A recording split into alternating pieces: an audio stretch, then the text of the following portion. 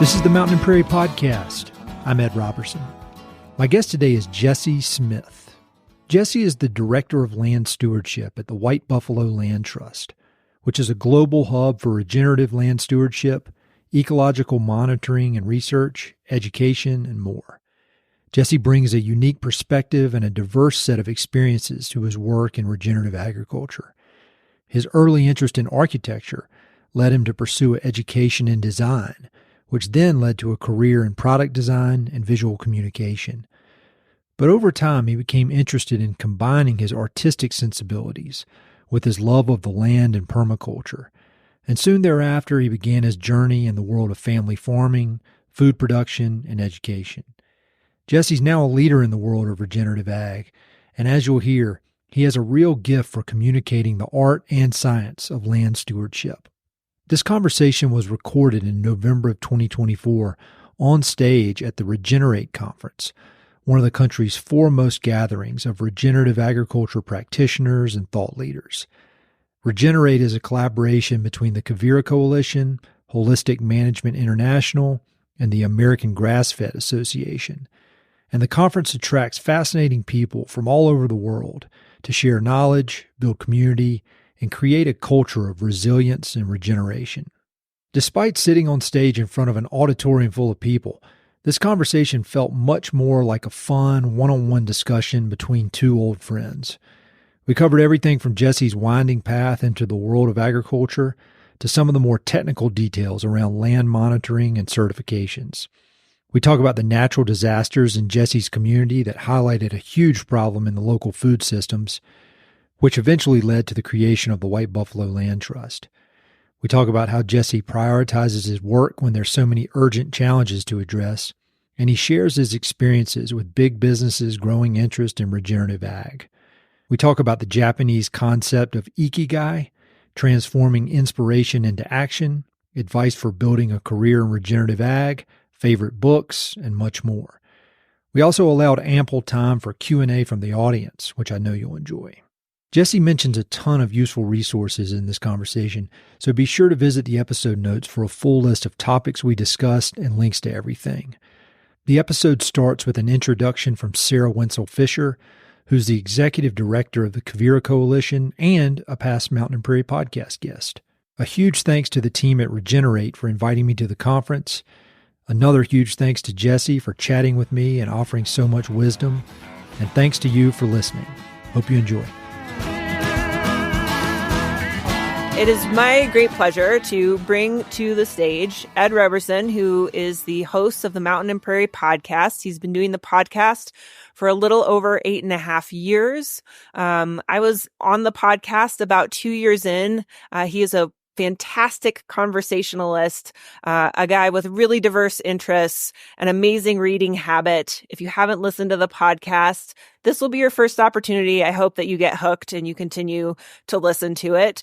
He is based in Colorado Springs and has also done a ton of great work to contribute to land preservation in the state through the Palmer, is that right? Palmer Land Trust. As well as some ranch realty. So he's very familiar with the topics that we talk about here at Regenerate. He is going to be in conversation today with Jesse Smith from the White Buffalo Land Trust. And I met Jesse a few years ago, and I immediately knew that this also was somebody who was a little bit of a kindred spirit to me in terms of just a very diverse set of interests. He has a design background. He is definitely a creative thinker, but he's also a pragmatist and loves science. He has managed the White Buffalo Land Trust since its inception in 2018. Did I get that right?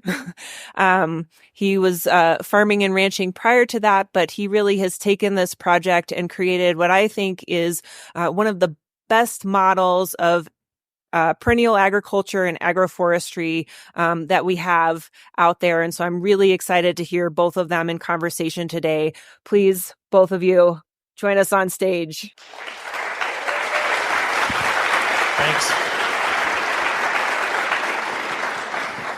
Thanks so much, Sarah. And thanks to all of you for showing up after such a good lunch. I'm super excited to be here.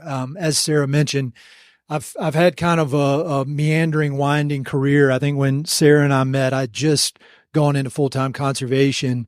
And I did that for about 4 years before going all in on this podcast. But when I started the podcast, I was in the ranch real estate business. And you can probably hear from this accent, I'm not from the West. I'm from North Carolina. I've had 2 different ranchers in Montana on 2 different occasions. When I started talking, asked me if I was from Scotland. I was like, somebody was 400 years ago, not me. But when I was in the ranch burgers business, I would go out and I'd be dealing with everybody from 4th, 5th generation ranchers to, businesses, whatever. And at the time I was living in Boulder, Colorado. And so this was like 2015, early 2016, the good old days. But I did notice that things were getting more and more divisive. If you get online, you go look on the internet that was the real beginning of the divisiveness. And I would go out and visit with a 4th, 5th generation rancher. And if you were to write a thumbnail description of this person, it would be pretty clear that this person was on the far right hand side of the political spectrum. And then I'd go home to Boulder and my next door neighbor was about as far on the left-hand side of the political spectrum as you could imagine. And, in one way, it wouldn't be crazy to call him a militant environmentalist. But what I realized is that I was kind of inhabiting these 2 worlds. And if you think about the Venn diagrams from high school, there was this crossover. And when it came to talking about the land and talking about conservation and taking care of the Western landscapes, I felt like those 2 kind of polar ends of the spectrum really overlapped about 85%. And that was one of the things that led me to start the podcast. Was I felt like by having these conversations, by getting to know people in a laid back, non-confrontational, I want to hear about what you're doing. And so now 8.5 years later, it's still going, and it gives me opportunities to talk with guys like Jesse. And Jesse and I talked on the phone earlier this week, and then we just talked over lunch. I was saying we should have just recorded that because he is a great conversationalist. So I just really appreciate y'all being here. And then one other thing, when I think about that overlap that I mentioned, I think that really locks in very well with the Quivira Coalition's idea of the radical center. And I really do think when you can get past a lot of the foolishness on the internet, people have more in common than they do different. And I think this is a great opportunity to have some face-to-face time with people and talk about our commonalities and shared goals. So enough of my yapping. Jesse is... When I think about the people that I like to talk with on the podcast, I love just interesting people whose paths has taken them on kind of unexpected journeys. And I feel like Jesse is a perfect example of that. And so I was thinking for starting out, if you wouldn't mind just kind of giving us a overview of your career path. Because like I said at lunch, I said, you've got an interesting mind because you're half artist and half scientist. And so can you talk about how you ended up on your way to the White Buffalo Land Trust?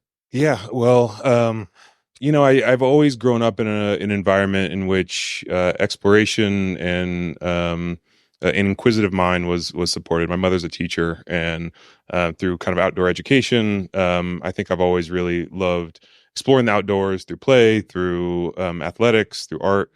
I always thought I was going to be an architect all throughout high school. I was planning on being an architect. Ended up being a graphic designer. My first degree was in print production. So getting to work on old Heidelberg presses, big German presses, working everything in kind of print production labs. And then I went on to get a degree in visual communication design with some emphasis in kind of product design and design for manufacturing. And in that process, really recognized this blend between art and creativity and the kind of functional constraints of process and material and markets and budget constraints. But still love your type treatment on Mountain and Prairie is actually quite admirable. Really appreciate that. I still love designing, but there was a professor while I was at university that was teaching an environmental sensitive design course. And he very clearly laid it out. It was a kind of senior class that as a designer, you had to make a really strong commitment to not make more widgets. Don't, chase the next 10,000 units.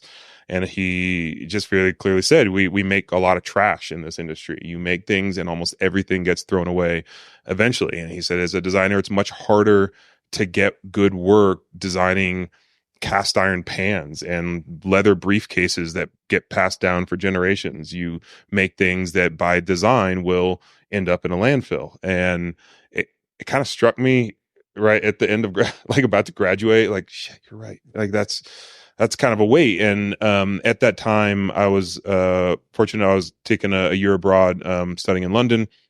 And there was a permaculture course being taught in Germany right at the end of my my degree. And so I went and took a 2-week long permaculture design training, and it really helped reorient the kind of design process and design thinking into an ecological context.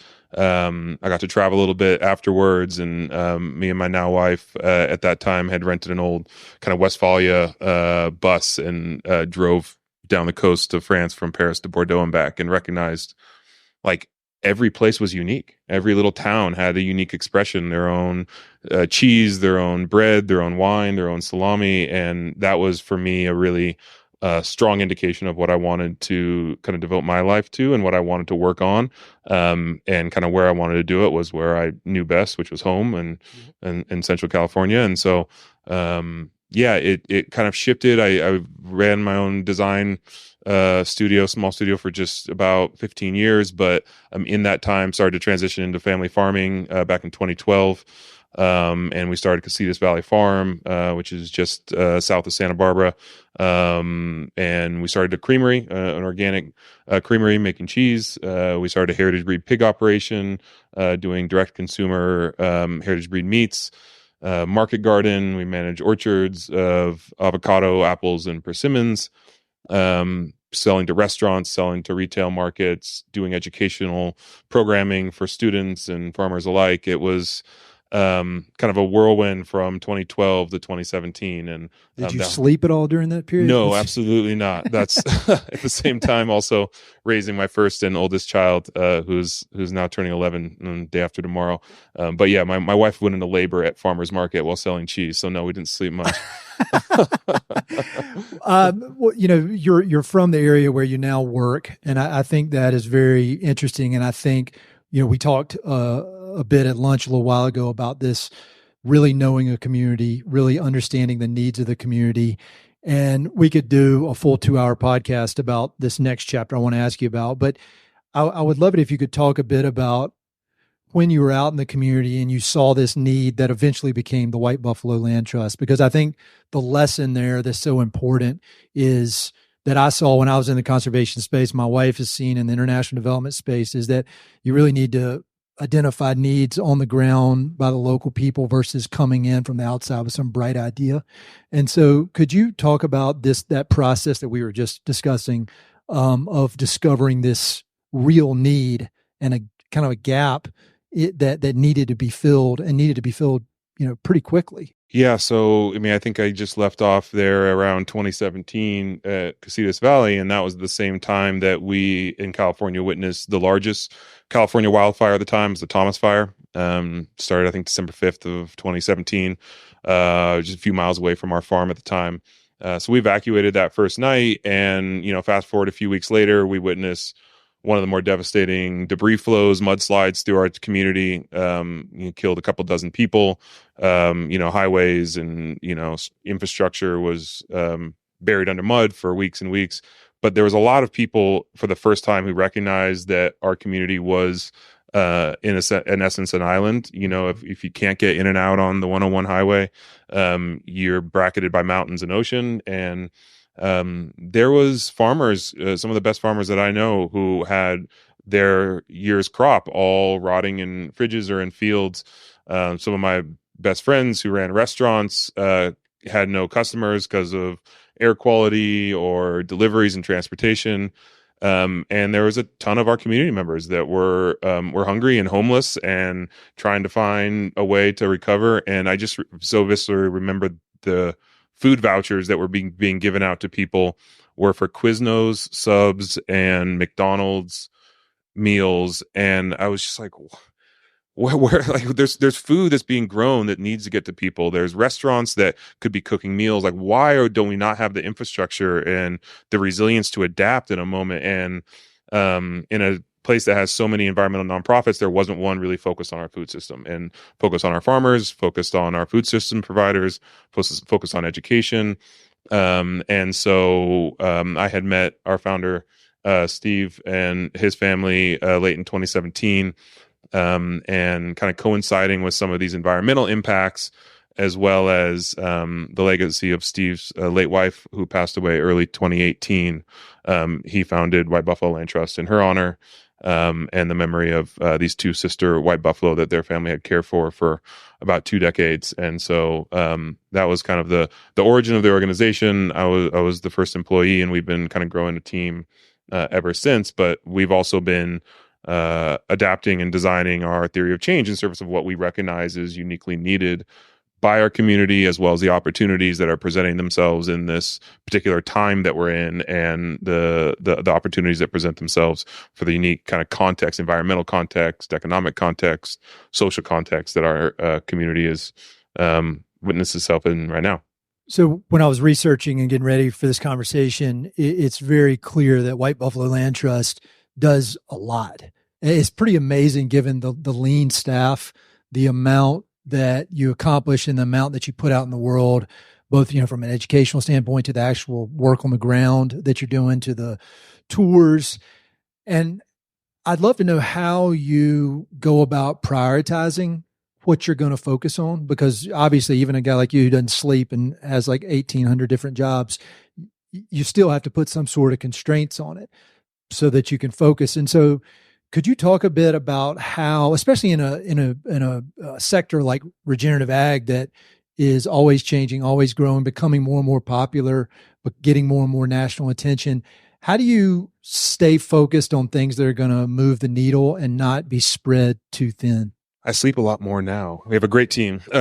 So I would say that when we first got into this, I think that the original framing was that if you look around the world, that all intact ecosystems are a constellation of animals, annuals, and perennials. And so it's principle basis. We are trying to find ways to reintegrate these elements of agriculture that had, over the last 100 years, been separated. You have, the place where you raise animals, the crops, are on the flat ground, and that's your annuals.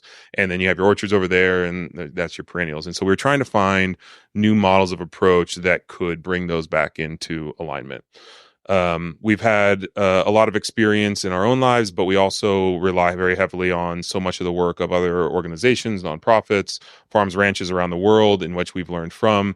And so we knew we needed to bring a lot of what we knew already to the forefront of what questions we were going to ask next. And I know one of the earliest conversations I had with our founder, Steve, was that we have no idea what our kids are going to be dealing with in the next 50 years. Like the challenges they're going to be faced with are almost unimaginable. But what we can do now is really start to collect information, do research, observe, document, and find ways to communicate that clearly through synthesis. There's so much that you can collect. You got to make it somehow digestible for someone to be able to make meaning from. And so we really knew that we needed to have a deep and meaningful research, ecological monitoring, data collection program. But we also recognized that we had to have a stake in the game of being land stewards ourselves. So we started with a 12-acre kind of flagship farm that was a kind of historic avocado orchard. But we also recognized that we would want in the future a larger platform. So through direct land stewardship, we were looking for a place that we could raise livestock through grass-fed, grass-finished beef operation. We could steward orchards and vineyards. We could do watershed restoration. So in 2019, we identified a land base that we spent 2 years going through a capital campaign to acquire the rights to be able to steward, called Halama Canyon Ranch. And so at that place is where we do a lot of our land stewardship work. And then everything we did and everything we learned needed to be available. I mean, we're a 501c3, we're a public benefit corporation, so it needed to be for the public benefit. We needed to provide educational and training programs. We do subdivide education and training, where education is more generally available to the larger kind of public demographic. Chefs, policy advisors, students of all ages, just everybody who needs to learn about soil and water and biodiversity and human health. And then training is more technical skill setting for farmers and ranchers and landscapers and landowners. And so that kind of cycle of learn, share, do is something that has been kind of core to our theory of change, and that kind of spiraling of constantly learning more and constantly sharing it and trying something out, having new hypotheses about how you can regenerate the land, is something that I think is core to our organization.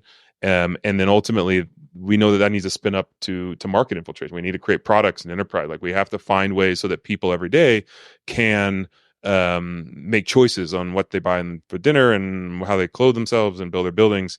And so that's the framework that we approach our work with. And so we do a lot, but there's a lot that goes into a holistic approach. However, we provide ourselves with some pretty strong guardrails around where we work. So, we've had opportunities to kind of spread our wings into either further reaches of California or, Hawaii or other places. And it's just like, that's not our place. That's not what we know. That's not our community. So we don't do a lot of work outside of our general eco-region, unless we have strong partnerships.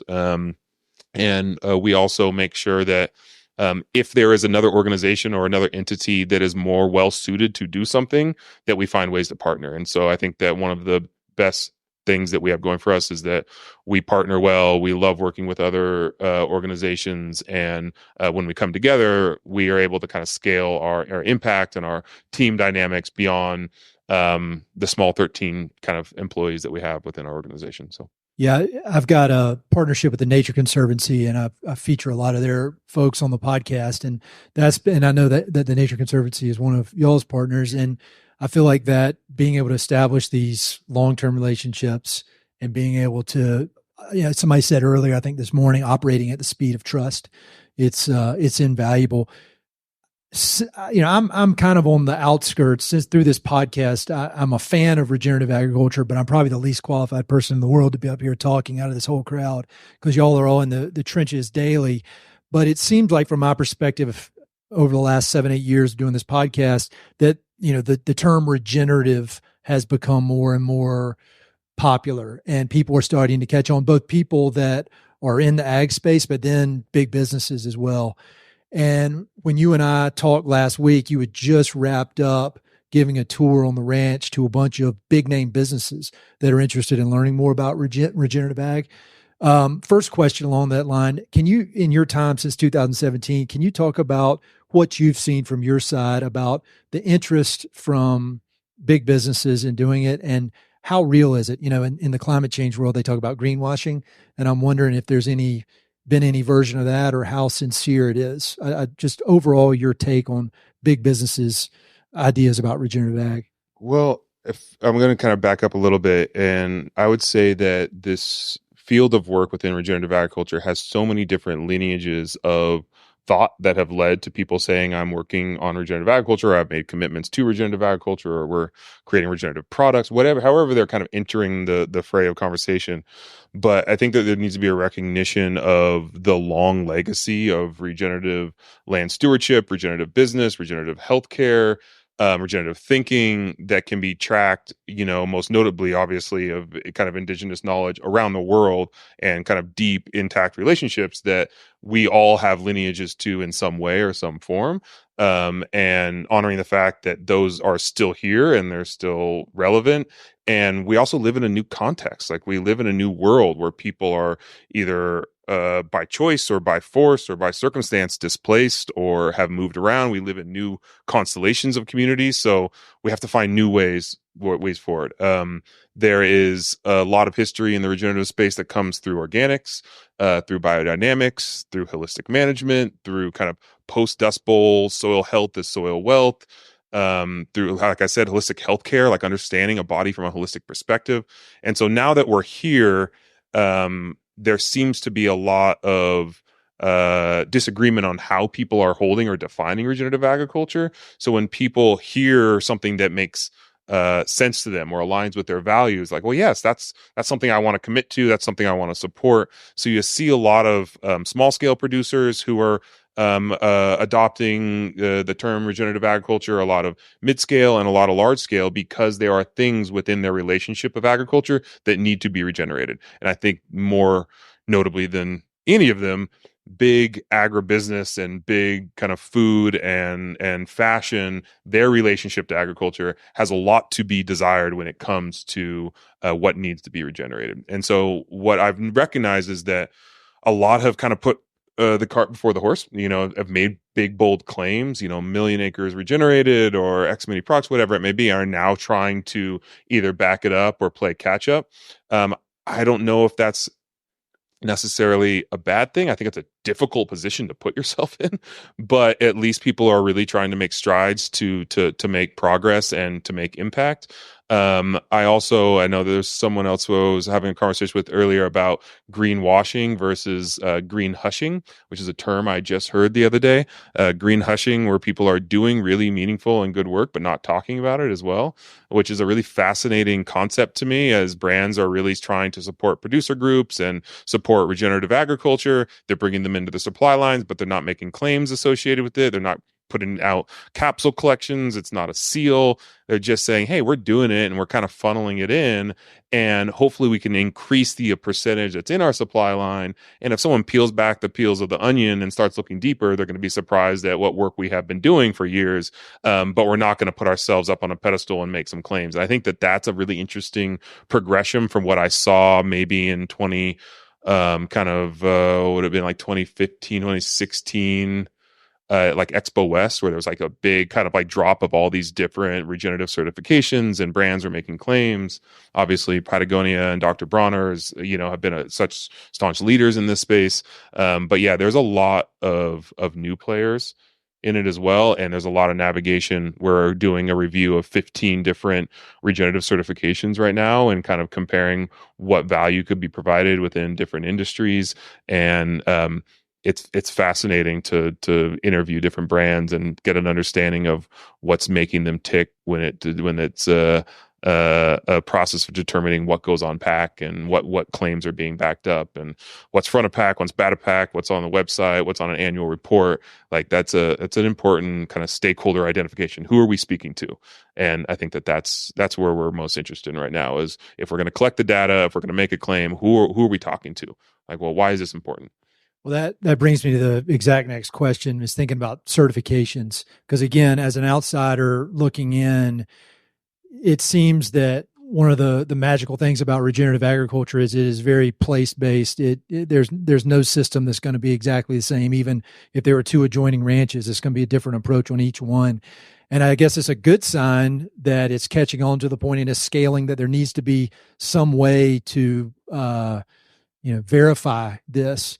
But to me, again, not the smartest guy here, but I'm just curious, how do you think about certifying it? Because it seems like a very tricky issue. It needs to happen, but I don't know how you go about it. So maybe like when you're thinking about your ranch, how do you know which certifications to pursue and which ones to maybe not worry about so much? Well, I wouldn't use our ranch as a model because we feel a little bit like a NASCAR jacket. Like we Really? try on a lot of certifications, but we do it because we want to know what it takes to get. We want to know what the cost is, what the protocols look like. We want to know how it looks on the ground, not only to share with other farmers and ranchers what the process is, but also to be able to feed back up to the certifying bodies what might need to change, what might need to be updated. Do they seek you out for that, or is that, do they come to you knowing that you'll give good feedback, or is that something you just do? I don't know if they come to us. I know quite a few people within the different certifying. So we're in the process of acquiring our regenerative organic certification in our vineyard from the inception of the ranch under White Buffalo Land Trust stewardship. We've also been enrolled in the EOV protocol with Savory that kind of rolls up into Land to Market. We've also been working with Green America and their soil and climate health initiative and that certification. We're on the brink of finalizing our Audubon conservation ranching certification and the habitat management plan. And those are all, I wouldn't say wildly different, but they all have a different ethos and kind of origin story of why they ever came into being. And they all have unique value to provide. I mean, I think that one of the things that we really appreciate about the EOV protocol with Savory is the kind of annual observation, the way that we're using these different ecological health indicators to train our eyes to see these leading indicators of ecological health and succession. Whereas with Audubon, the fact that you have different bird species in every different ecoregion, and these are these indicators of all the trophic layers underneath them. Like if you have these species here, then there's all the insects to support them, the other birds, the mammal, like we can hear them, we can see them. And so they're taking a very narrow and focus, like we're using birds as the indicator of a larger system of ecological health. And I think that that's the piece that is really fascinating to me in the context of defining regenerative agriculture, which is holistic in nature when we're trying to talk about soil and water and biodiversity and human health and community health.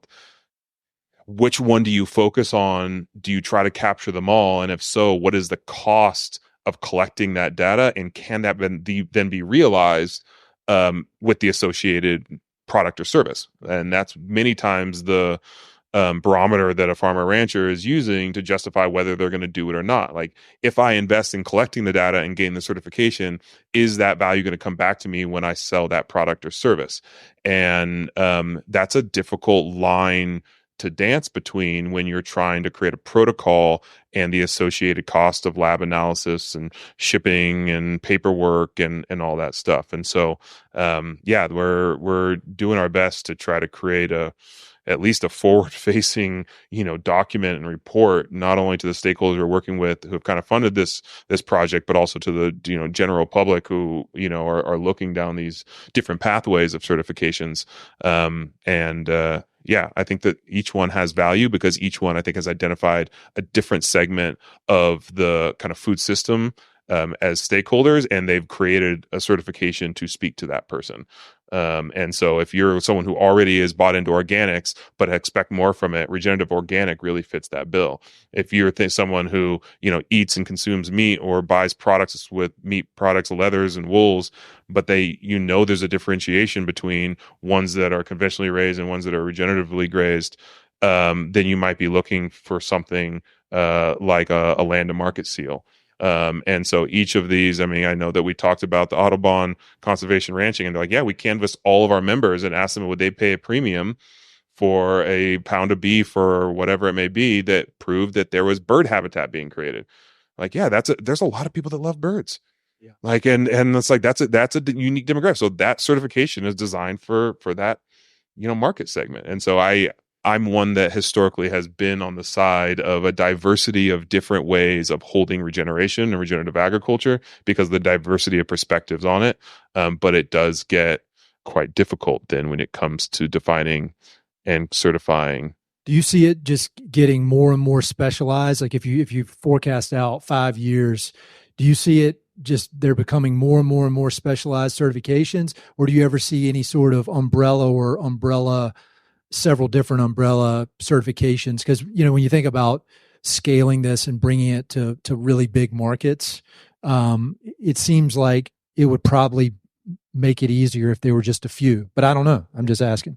Oh, man, I feel like I'm going to put my foot in my mouth in 5 years for whatever I say. I can edit this out of the recorded podcast. Well, I think that from like a policy perspective, we're seeing this, the conversation last night, it's happening here in Colorado. It's definitely happening in California, is that if we want state and federal funding to go to projects, properties, producers that are engaging within the field of regenerative agriculture, then in some context, we have to create some guidelines or some boundaries, a definition around what does that mean? Like, what are we funding?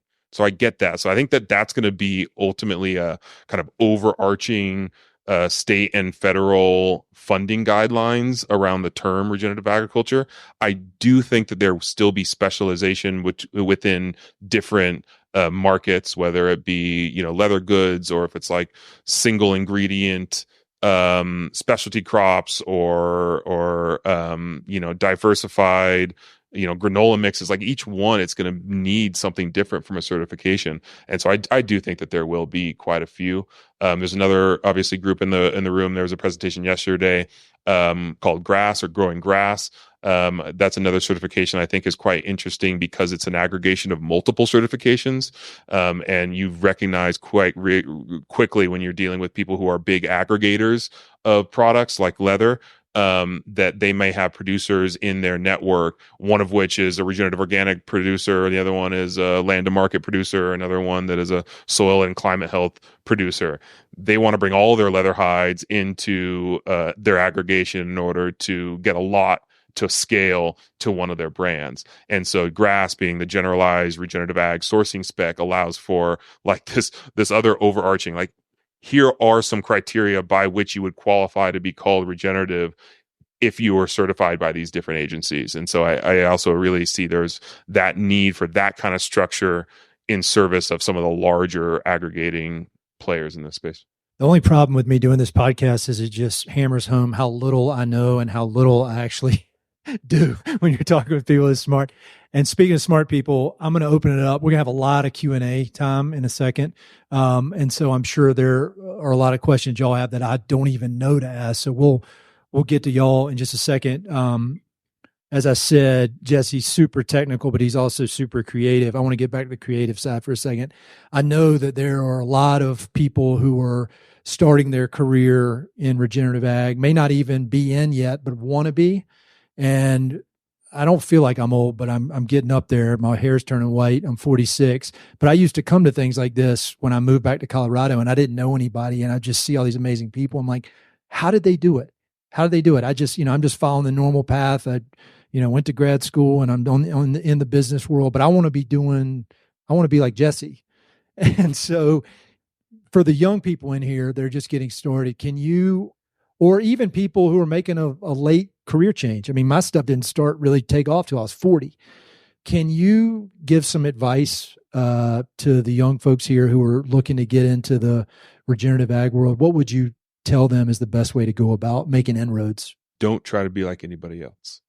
I love that. I think that, that's the best bit of advice is try to find a way to express your unique essence and interest. I mean, I think that the thing that makes this podcast so valuable is that you are a deeply interested person. Like, you ask good questions because you truly care about what the answer is so that you can better your own knowledge. And I think that that's the best advice is continue to ask questions. I mean, I don't know how many people are in attendance, who are either fellows or young aspiring farmers or ranchers, but I would say if, mid single digits, 5-7% of those who are here are still farming and ranching in 30 years. Like, that would be a pretty amazing number. Like, there's a lot of people that are going to take all these wefts and weaves and find themselves in maybe ag-related businesses, and that's great. And people who have experience working on land, caring for living systems, going into policy or law or education or food service, like, that's what we need, is more people that have an understanding that we are all connected back to land, right? You buy food, you buy clothes, you transport your body around this world. Like, somehow, some way, that all trickles back and is connected to living systems. And so if we can make more conscious decisions based off of that understanding and that knowledge and the visibility of those threads, then I think that we're going in the right direction. And so I think that selfishly, I have always just kind of followed my own path. I remember it's funny, it was a very similar kind of auditorium setting as this. It was like a freshman seminar. And there was a person doing like a keynote address, and the professor said, like, who here is here to get a degree so they can go out and get a job? And everybody raised their hand. And I was like, you guys want jobs? Like, what? Like, that's not the goal. Like, and I just immediately realized that somehow I just had a different outlet. I was like, I don't want a job. I want to work. Like, I love work. I love doing good work. But a job for me was a 9-to-5, was a suit, was somebody else setting the agenda. And I was like, I will do anything to avoid having a job. even if it working 10 times as much. Like it's just, and so that was always kind of my MO, is that I've always wanted to create. I'm a creative person. But I also wanted to make a living, in a way that I could, we have a wife, I've got 2 daughters. I want to support my family. And so kind of the navigation through life for me really stemmed from, I mean, we talked about this a little bit over lunch. Has anyone heard of the term Ikigai, the Japanese concept? Right, that was presented early on as well when I was in design school. And for anyone who doesn't know, it's like this great little graphic, kind of like a 4-pointed Venn diagram, in which the different circles. One of them is kind of what you're good at. Another one is what you'll get paid for. Another one is what the world needs. And the fourth one is kind of what you enjoy, what feeds you. And if you can find yourself in the middle of what the world needs, what you're good at, what you enjoy, and what you can get paid for, then it's a pretty fulfilling life. And that's also been this image that's really stuck with me in kind of navigating. Sometimes you have to do things to get paid to support your family that you don't enjoy, and that might not feed the world. I get that, but not forgetting to be able to reflect on those moments and just not succumbing to, well, this is life now. That's it. And saying, okay, well, what's my next path? What's my next opportunity?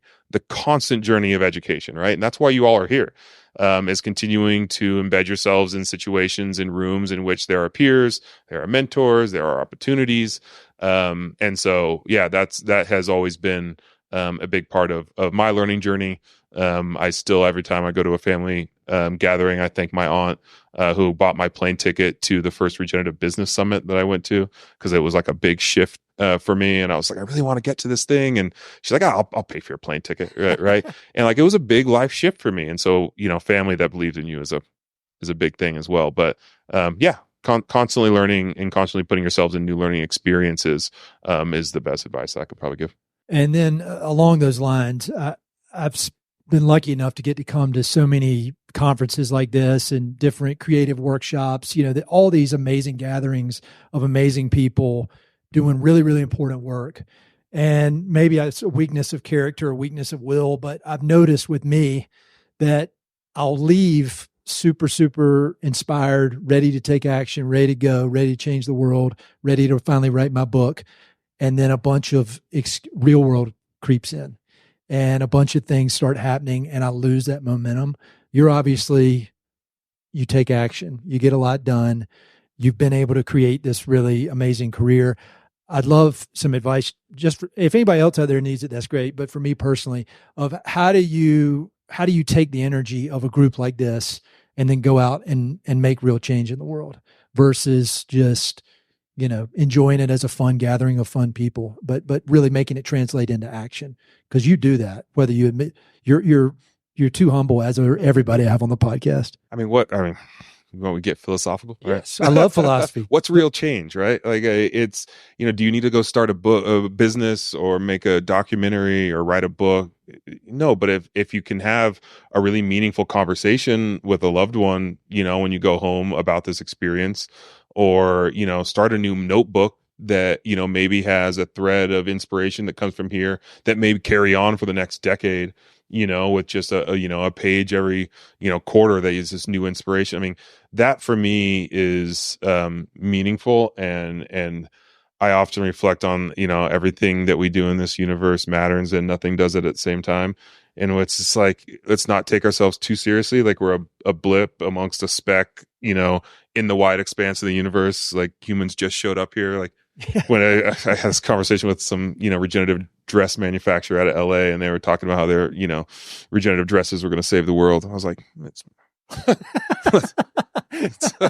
back off it a little bit, and like I commend them for their work because it matters. It really does. It all ripples out. And so, I think that, on the smallest level, don't take what you hear here or what you learn here and chalk it up as frivolous and not important, but also don't take it as fact or wrote as how the world works. Try it on for size. Go experiment. Go put something into practice. Go try it out in the field the next time. Go propose, even if you're an intern, a fellow, an employee.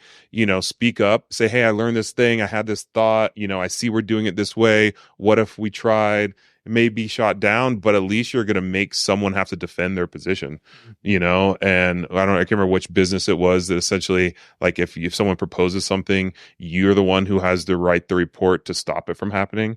Like new ideas are encouraged. You have to defend the status quo, like, to prove that the way you're doing things is the right way of doing things. And so it incentivized new ideas and new regenerative thinking. And so, yeah, I mean, I obviously there's a full tapestry of different people in different positions in this room. So trying to find one kind of arching statement, I would say to find ways to imbue your everyday with the inspiration of this in small ways, every day, a jotted note, or every week, one task, or, a big flash in the pan once a year, Yeah. Along those lines, very small scale, but a few weeks ago, I was finding myself getting real angry because there was trash all over my girls' school's playground. And then after 2 or 3 days of being angry, I was like, well, I could pick up that trash. And it's just picking up 2 pieces of trash every day. I feel like a new man. So, we don't have to be global. It's good if you can, but all right. I want to open it up for questions. We're recording this. This will be on my podcast. So we're going to run mics up. So if you could do your best to talk into the mic, that'd be awesome. I've got a million questions, but now I have Jesse's cell phone number so I can hassle him whenever I want. I want y'all to get in questions. Anybody? Here's one up here. Hello. Yep. Oh, he's a real podcaster. That's right. As another podcaster, this is going to partly reveal motivation for my asking. But I'm really interested in, you talk about experiments, 2 particular angles as to what you've observed, Jesse, that I guess really moves people and perhaps helps them connect in to this. And the 2 angles I'm interested in are story, and the other one is getting people on land, actually in direct contact with land. What have you observed in those 2 domains as to how they reach people? Well, I think that's one of the only ways that we see people actually change their behavior is through direct experience on the land. We collect a lot of data. I've shown a lot of graphs. I have not seen data change the way people behave. I've seen it support a direction that they've already decided to want to go by showing the data. But yeah, getting people on the land and getting them to experience it is really. I'll actually use an example of one of our own employees. Right when she joined our team, she's got a double master's in data management and hydrology. She's our ecology and data manager for the last 3 years, and she's very data, right? It's all about data. We had this whole robust monitoring worksheet that we were out in our almond project working on. It's a 5-year project. We were doing baseline studies, and you're filling out all these sheets. You're filling out on these online forms, and we have 4 test plot or 4 80 acre plots, 2 conventional, 2 organic, control on either side, a test. We're doing compost and cover crop and grazing and, the whole kind of, soil health suite in those. But she gets into it and we're, testing, and she goes, where's the box for how it smells and feels? And I was like, yeah, right. And she's like, it's night and day. She's like, these control plots, they smell metallic and they feel cold and dead. And like in these test plots, there's a hum or like there's this warmth and there's this sweetness to the air. I'm like, right? Like there's something visceral when you walk into an ecosystem that, and like, yeah, we could all of a sudden create a protocol for counting bugs, or you could have something based off of like an olfactory, like, smell index, or like there could be things, but does that matter? Or is there just like observation? And she was changed very, very starkly in that moment to recognize that there was something more than data that could be observed and collected when you were out there on the land looking at it. So that was one. And I'll use another story. This was my I had a big aha moment. This was 2015, 2016, and this was the Green America. They have this. It's now the Soil and Climate Health initiative, but back then it was the carbon farming initiative. And they had like a founders meeting in California where a bunch of farmers, ranchers, scientists, industry professionals, funders, they were all invited. It was the first time I met Will Harris from White Oak Pastures. Anyone knows him? He's a grazer in southern Georgia, Bluffton, Georgia. And kind of long story short, at first when I saw him across the room, it was kind of this awkward, I'm the only African American in the room. He's the only Southern guy in the room. And he kind of kept giving me this glare, and I was like kind of put off by it. And then like we get to the water tank, you get him fill up a water glass and like that. And he goes, "You want to get a bottle of wine and go outside and drink?" And I was like, "Yeah, I'll go out and glass of wine with you." And we sat and talked for hours outside. And he told me the story of his family. He told me the story of how he got into this. And, you know, we talked about black soldier flies. We talked about grazing. We talked about composting. He told me about his relationship with his father, his relationship with his daughters. And he told me this whole story. And in that moment, it felt like geographic, disparities, cultural, generational, economic, like everything was like, hey, he had told me this story. He had shared about his family. We had connected over food and farming. And he's now one of my favorite mentors. I go down and spend time with his family. Our whole food brand launched our beef program by sourcing through him. And not because he needed the business. It was because he recognized that we were trying to start this regenerative beef snack and that his product would really help support the narrative. And we've outgrown him. Luckily for him, he's like, yeah, I don't have to deal with these guys anymore, but we've been able to grow with some new beef but like story connected us when there was obviously this tension in the room, at least from my perspective, to begin with. And I think that I've always recognized that is we are very much humans appreciate the stories that we tell to each other, whether they're fact or fiction. They can touch our hearts. So I always appreciate that moment. You got another? I work with a lot of producers and work with certification as a specialist, as a consultant. And given our food system is broken, I'm often asked, why is the burden on the producers that are doing it right? Why are they paying to show that they're doing it right? I do agree that annual monitoring has a lot of benefits, but what do you say to people that are going through the paperwork and paying to show that we're doing it right, yet conventional producers really don't have to go through that at all? I'm just curious to know what your answer is. Yeah, there's a lot baked into that, right? Is that conventional production has not been held accountable to kind of the outsourced kind of downstream effects of their behavior. And I think there's been a lack of desire to come in with a stick in many instances on top of agriculture. And now there's new incentives and carrots that are trying to be placed in order to support those that want to take active steps, who are already taking active steps, whether it be through, NRCS programs or through kind of market incentives, through certifications.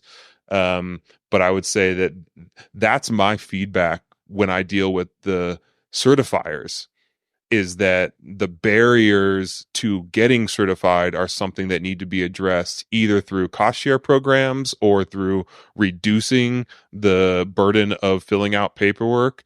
I mean, when we interviewed the crew over at Audubon, I was like, so how much does it cost to get certified through Audubon? I'm like, well, there's no cost currently. And I'm like, well, what do you mean? Like, there's always a cost to it. You're like, well, not until we've proven that there's value there. Like, yeah, we're in pilot. We're not saying that there will forever not be a cost, but until we can prove that there's a value in the marketplace that can be justified, then we're not going to ask people to start shelling out money. And so I once again, I'll just say I appreciated that answer, because yes, I have been that one working through organic paperwork sheets for certification, and it's a lot, and it's a big burden, especially on. And just remember, certifications are both an outsourcing of risk as well as relationship. If you're someone who knows your customer, you're selling local or direct to consumer, if they're coming by your market stand or whatever it may be, I rarely would ever suggest someone get certified. Like, invite their family out for a field day the next week. Show them your shed. Like that's what that's the relationship of community there. But if you're on a shelf 3,000 miles away and it's a Wednesday night and someone's swinging by and picking up the bottle or the bag and flipping it over, that's what certifications are there for, is to be a third party that will vouch for you. And so there's always this kind of like limit of scale and like, that's why I said, like, who's your audience? Who are you trying to speak to? If you're speaking to people that already know you and believe in you, then that might be a waste of time going through that certification. But if you're trying to speak to people that don't know you and don't trust you, then there might be some real value that's there to go through this process. And yeah, then there's a lot of nuance between which process you're going through and whatever. Hi, my name's Reba, and I'm curious what you think about the new administration bringing in like Joel Salatin and those regenerative guys to USDA and all those agencies. Almost made it without politics. Oh, we were figuring out ways to get out of talking about politics, and great timing, right? Because I can just run out the back door here. No, we actually had a conversation leading up to this because I actually speaking to Sarah before a couple months ago, we were at a different conference and she's like, yep. Yeah, I know. The conference is right there in the middle of election season. And so, the reality is that I'm a firm, our organizational kind of slogan is relentless optimism. Is that I believe that there's opportunity and there's potential in all scenarios, whether it's a learning situation. I don't believe in failure. There's just learning opportunities. But I think that there is an opportunity in whichever administration comes in to be able to frame the work that we're looking at in regenerative agriculture in a way that supports domestic soils, that in a way that invests in rural economic development and rural communities. I think that there's a lot in the kind of funding cycles around green jobs and green infrastructure that I have, like I said, I'm a relentless optimism. I don't know if it's going to go away. Now, there's a lot that's only strictly in the conversation that we're having around agriculture and kind of regenerative ag in that context. There's a lot of other issues that are baked into administration change. I am not going to sit here and make statements based off of any kind of qualification that I don't have. So all I'm saying is that I believe that that there's opportunity in whichever administration is in place for this work, because I think, as you mentioned, there are people across both sides of the aisle that see value in this. I know one of our early donors to our organization, he said, why I'm in the room here is that I've got my hippie friends and I've got my conservative friends, and they're both telling me to focus my philanthropic dollars on regenerative agriculture. And he's like, whenever that comes across my plate, then I always pay attention to it. And he's like, and it's rare, but he's like, I have both these communities I'm a part of, and they're both saying that regenerative agriculture is where I should be focusing my philanthropic dollars. He's like, I'm bought and sold. Like, what do you guys need? And so, yeah, that's the best I can give you, but I'm an optimist. What can I say? Have you always been an optimist? Is that optimist? Is that your hardwiring? Why spend your life any other way? Well, I was hardwired pessimist, and I hang around guys like you, and I was like, I'm going to be like him. And so I forced myself. Like I said, we have such a small moment on earth. I've got a wonderful wife and 2 healthy daughters. Like, I truly believe that everything we do and everything we think and the way that we show up ripples in eternity. So I'm going to emit positivity. I'm going to show up with the most positive. I take issue with things. I got pet peeves. That's so like you are human. Well, I got Jonah who works with me. He knows me. I gripe on the farm as well. But in a general sense, I do believe that there is an opportunity for evolution, for development. I think that is the natural process, is that we are in a constant state of evolution and development. And so I see the potential in things. I think I've done over 300 different interviews, and I really don't think there was a pessimist in the crew. All these people that are doing amazing work across the full spectrum, art, athletics, whatever. And they're all optimists. So thank you for your influence on me. Again, it's a very selfish project I have going here. Another question anymore from the audience? Yeah. Yes, I have one. So speaking to human evolution and the change that occurs, what do you think that, and this is a foolish question to ask one man, so I suppose it is for everybody in the room, but what do you think that we could do culturally, socially, dare I say economically, to create accessibility around regenerative agriculture? Obviously, it's a global solution. How do we create systematic change that supports this movement? That's the next hour and a half. And on the next episode. Oh, so what I'm hearing you say is kind of, can I share what my perspective is on kind of how to engage in systematic change for increasing access to regenerative agriculture for all stakeholders? Just that. Okay. Well, I think that, back to one of my earlier comments around how every individual in here, right, is unique. Like we're all one of one, and thus we all have our unique perspective and our own unique relationship with agriculture and the ecology that surrounds it. And so I think that there's infinite ways to invite people into that conversation.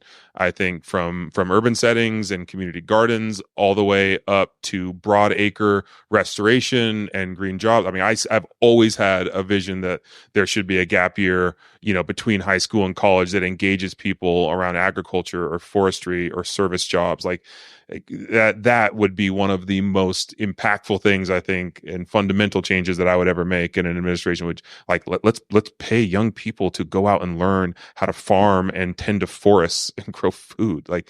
But I think that there are many different ways to engage with all the different elements of our food system. One of the things I'm really fascinated right now in incubator programs for kind of food business development. I saw this great one that was run back in 2019 called Farmpreneurs. I know that there are many different nonprofits that are trying to find grants that can support regional food businesses, cottage foods. There's one I know at a nonprofit out in Hawaii called Common Ground, that's doing work with people who are doing guava jams or braided vetiver roots or local honeys, and they're bringing young people in who want to engage with the food business. They're teaching about being business savvy, creating business plans, the context you might want to bring in investors, how to deal with rules and regulations for labeling, and then they're giving small grants, to get them on their feet. And so there's so many different ways that we need to kind of fundamentally shift the way that we educate our youth. My mother's a teacher. I always go back to the fact that I was so lucky to have a mother that always changed her educational path depending on where I was in my educational path to be able to support me. But having who here had an agricultural based class before going off to college, or even if you went through college and it wasn't an ag school? I was in high school. I never had an ag class, and so bringing back home economics, bringing back shop class, bringing back agriculture. Hey, Byron, how you doing? Sorry, I just saw someone in the audience. I was glad to see. And so I'm always interested in how we can learn from what may have worked in the past, and reintegrate it within a new context, and ultimately find ways to support people where their next best step may be. I have a question from our virtual audience. This question is, how do you see regenerative ag playing a role with procurement by institutional buyers, farm to institution, hospitals, schools, etc.? Are there areas we are seeing the shift, and was there a specific approach taken in the examples that you know?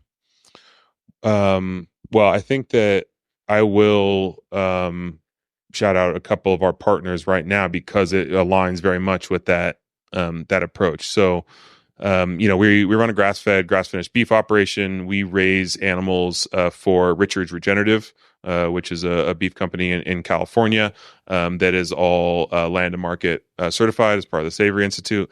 And we're working with the Bionutrient Food Association and the Nutrient Density Alliance. And through those two lenses, I would say we're trying to find kind of two leverage points to differentiate for institutions, right? Because a lot of these institutions that we're trying to move products into, have these LCAs that put beef as beef, and it's a high greenhouse gas knock on their LCA, and so a lot of them are eliminating beef from their cafeterias or from their buying schedule, and we're trying to find ways in order to differentiate conventional beef from regenerative beef, and that can be done either on kind of the environmental or climate impact. And so with the kind of EOV, the ecological outcome verification, showing the ecological succession and ecological health as it changes over time.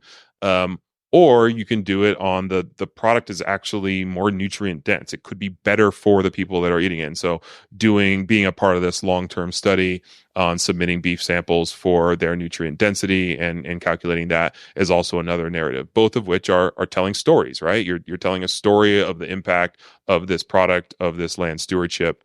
And so I think that for me is one of the pathways that is most appealing and enticing in order to get institutional buyers to start to buy in and to take a bite of the beef as a different kind of strategy and approach for their impact. But I would say that I am also the first to admit that the reason why we have this fantastic partnership with Richard's Regenerative is that it would take a lot for us to engage in a consumer packaged meat company. And that is, once again, why we partner, is because that's not our core competency. It's not what we're scaled or set up to do. And so we very much will support them in that. We got time for a few more, and then I've got 2 final questions. But we got time for a few more if anybody's got any. You may have answered this question earlier, but my question is, what's the source of disconnect with people and their food and where it comes from? And what's one step to bridge that gap? I mean, I think I mentioned that I think I've heard in the past that people are disconnected, and I think that we are all connected. I think that a lot of times we don't have the visibility into what those threads of connection are.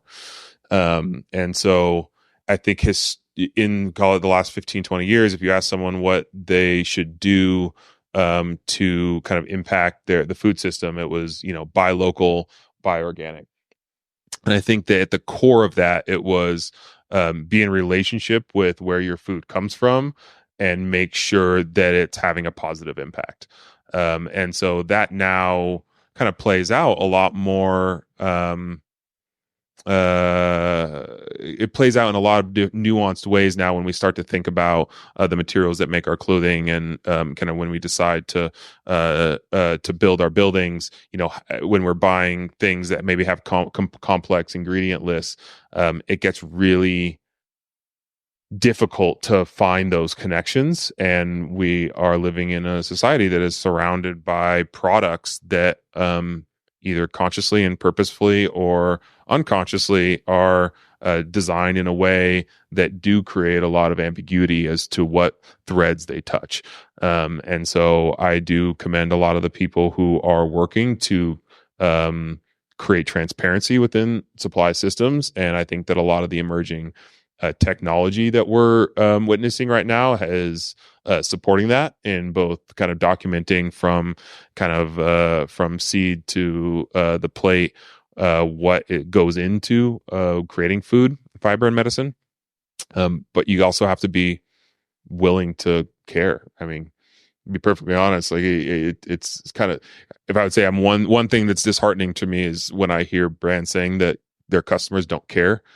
They're like, oh, they support regenerative agriculture, they get this seal, they make this product, they make this claim, but at the end of the day, our customers don't care. I'm like, I don't know if I believe that.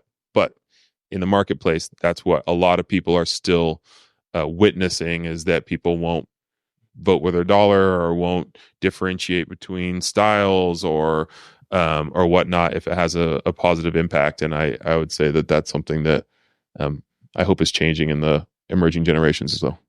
My big wake-up call was going hunting for the first time, big game hunting.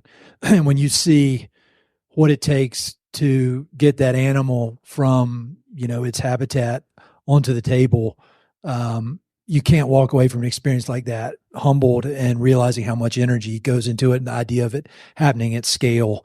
And that was just my specific experience, but I'm not a hunter, but I wanted to do it, and really a life-changing formative experience at age 44. So we probably got time for one more from Jesse, you seem to have a really natural grasp on the balance between stewardship and profitability is what I'm hearing. And that's a place that I think a lot of us, and especially myself, gets stuck.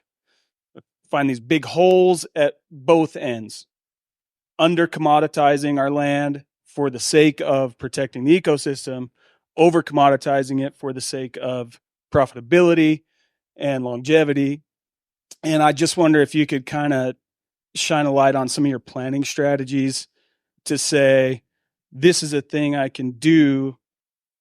This is a way that I can market my product, identify a product, etc., and stay out of that swing and feeling stuck.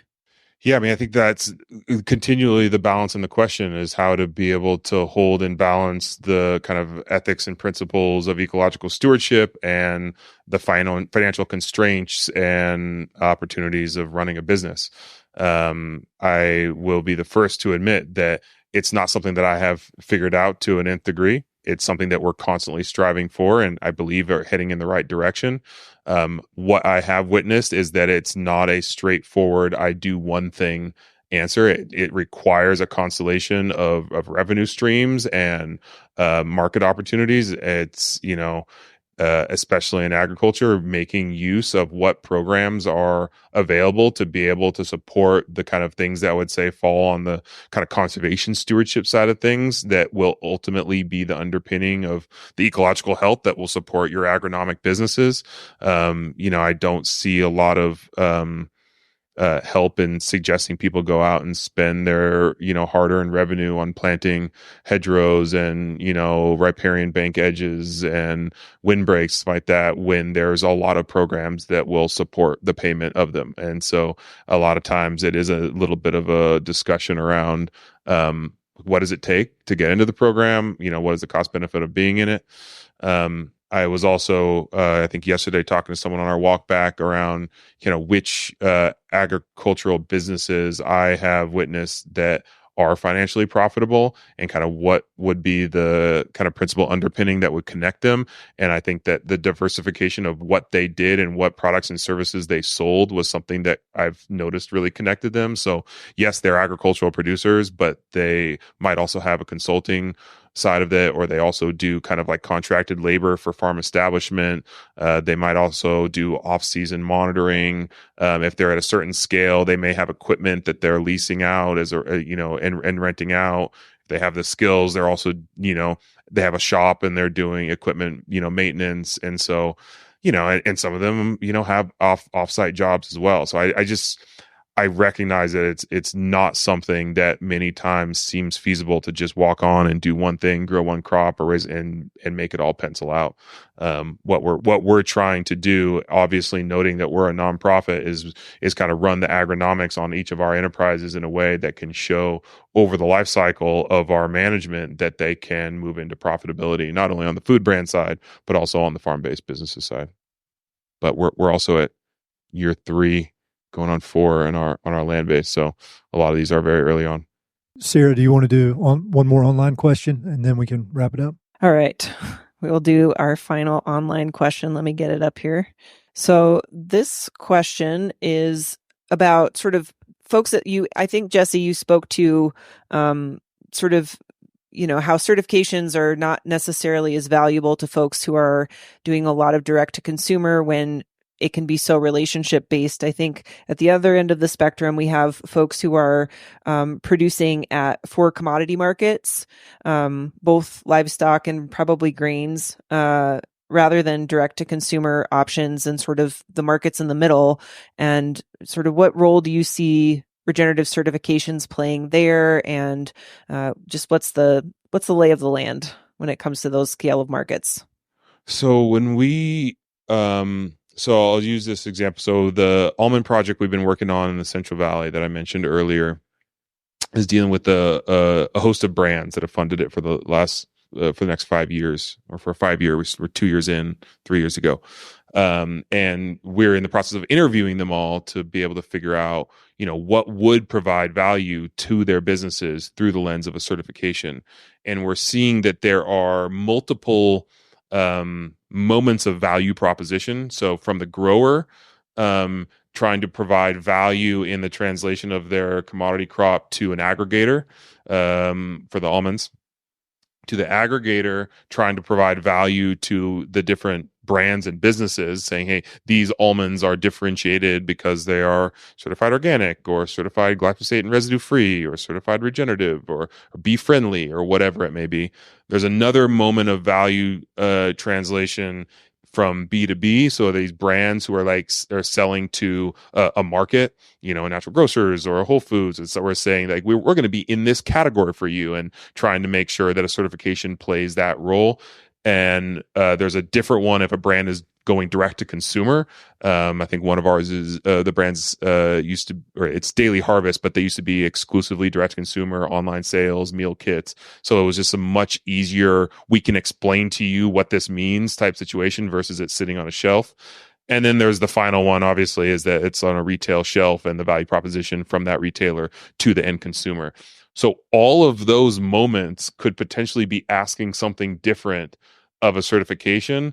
And there might not be an easy flow through in which it all makes sense for them all to hold the same certification. And that's why where we're at right now is that we don't have for that situation a very clearly defined, this is the one you go with type situation. But instead, we're trying to develop the framework of, if you're in this situation, if you're in that moment of value translation, value communication, these are some ones that might provide value in that process. We've also recognized that there's a big differentiation between commodities or products that are single ingredients or complex ingredients because of that concept of mass balance and being able to, if the almonds are 15% of a granola mix or a granola bar or something like that. Like you can't say this granola bar is regenerating soils in the Central Valley or something like that, and that creates complexity in gaining the certification when you can't utilize it in your marketing of the product. The one that I didn't mention that's actually growing more prominent right now is the translation of value from brands and businesses up to stakeholders, investors, owners, more on their kind of climate goals, their greenhouse gas reductions, their scopes that they're trying to hit. And so that's where some of these protocols also are not on label at all. They're on page 34 of the annual report showing what has happened on the land with different producers. And so each one of those moments begs something different. And that's why we're doing our best to try to help navigate. But yeah. All right. Last question from me. And if people listen to the podcast, they know exactly what I'm going to ask. I mentioned I used to come to these conferences and I'd see folks like you. I'm like, I want to be like that. And one of the ways I've figured out how to get inside a brain like yours is ask what books have been important to you. And I'm always curious. Yeah, obviously, if there are any good regenerative ag books, but more books that have influenced your operating system, whether that's your optimism, your curiosity, your this relentless focus on taking action. Any books come to mind that have been impactful in your life that made you who you are? I'm going to give you 3 books, if you don't mind. The more, the better. The first one is Dune. The first Dune, best book ever. But also Liet Kynes, the planetologist, and his relationship to Arrakis and the planet Dune, and the ecology of it and the context of water and land regeneration was one of the most fascinating kind of correlations to my work, was having this sci-fi book be so present in how it was communicating relationship to water scarcity. Also just the context of Dune, of just being this far-reaching, infinite landscape of time was really fascinating. The Third Plate by Dan Barber was a big book for me, that kind of followed up his episode of The Chef's Table, which also was a big influential part of the times in which I was not sleeping very much, and some friends of ours sat us down and cooked us a meal and made us watch The Chef's Table with Dan Barber, and we're like, we think you're trying to do something like this, and now we understand why you don't sleep at all. But his book was really a great exploration of what it meant to have a unique cuisine, and how cuisine was really derived out of hardship and scarcity, and you've got to figure something out, and there comes the creativity of figuring it out. And then my final book is a cookbook called Basque Country. And it's a book written by an expat who lives in San Sebastian, Donostia, in Spain. And it's one of my favorite cookbooks of all time. And there's a Basque beef cheek recipe over like a bed of sweet potatoes with like an herb dressing that like is my go-to one pot. Friends come over, but they have like a Basque cheesecake in there that will change your world. So yes, Basque Country is a fantastic cookbook. Well, this was so great. Thank you all so much for being so engaged, asking such great questions. Jesse, you're the man. That was really fun. Thank you all so much. Hey, it's Ed again. Thanks so much for listening to the podcast. I know your time is valuable, so it means the world that you spend it listening. If you want to support the podcast and help it to continue to spread and grow, there are a few ways you can help. Number one, pass it along to a friend or share it on social media. Word of mouth recommendations are the most powerful way for ideas to spread, so I'd love it if you could share the podcast with a few pals who might enjoy it. Number two, you can go to Apple Podcasts and give it a 5-star review. Good reviews encourage the Apple overlords to suggest the podcast to others. So there's a link in the notes if you'd be so kind as to give it 5 stars. Number three, you can support the podcast financially via Patreon, and there are exclusive benefits for those who do, including a monthly behind-the-scenes newsletter, Mountain and Prairie stickers, live and recorded video chats with podcast guests, and much more. Number four, I've also got 2 emails that I send out. The first is my weekly email called Good News from the American West, which I send out every Wednesday. It's only positive news, something we can all use a little more of these days. And my other email is my bi-monthly book recommendations email. One email every other month with 5, 6, 7, or 8 books that I've recently read and highly recommend. The thousands of people on both of these lists will vouch for me. No spam or other funny business. And number 5, finally, check out my online store for Mountain and Prairie stickers, shirts, and coffee mugs. I've got some really cool designs from Western artists with more on the way. So head to mountainandprairie.com/shop to check it all out. I'd love to connect with you. I'm on Instagram and LinkedIn, so look me up on either of those platforms by my name or through the links on my website. All right, that's it. Thanks so much for your support.